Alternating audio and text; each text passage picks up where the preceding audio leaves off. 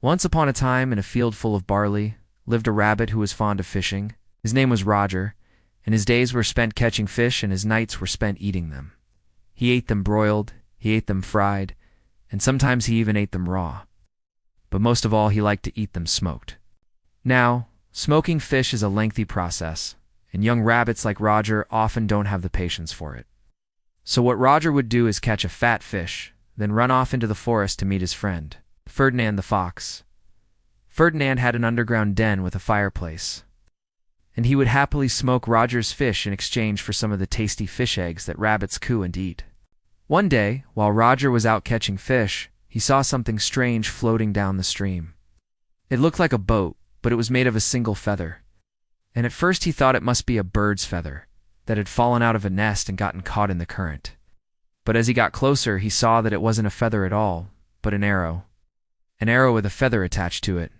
Roger didn't know anything about arrows or boats, so he did the only reasonable thing he could do. He jumped in and started swimming towards it. When he finally reached the boat, he climbed in and found a small package tied to the feather with a bit of string, and when he opened it up, he found a ring. It was a beautiful ring made of pure gold, and Roger knew instantly that it was magic. You see, rings are often given to heroes as a reward for their bravery, and this one must have belonged to some great warrior. But Roger wasn't a warrior, and truth be told, he wasn't very brave at all. Still, he couldn't help but feel a sense of adventure. He put the ring on his paw, and suddenly he understood. This ring gave him the power to speak to animals. And not just any animals, mind you, but all of them. Birds, bugs, fish, and foxes, all of them. Roger was a little scared.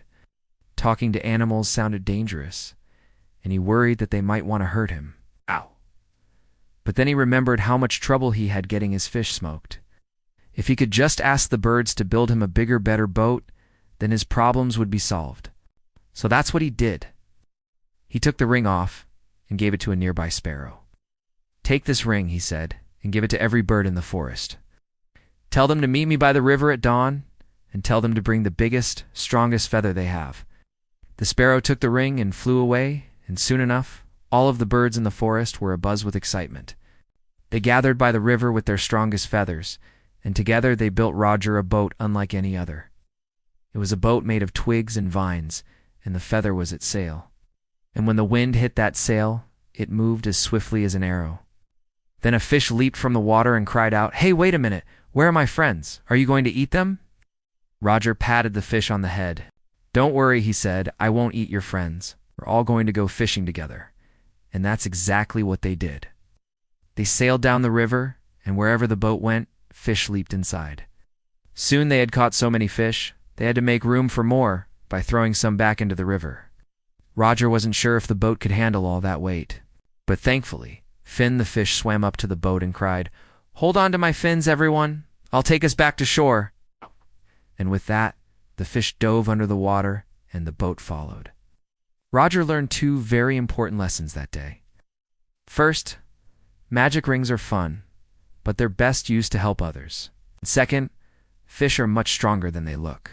As for Ferdinand the fox, well, he was very happy to get all those fish, and he shared them with all the other animals in the forest. In fact, the fish were so plentiful, there were plenty left over for everyone.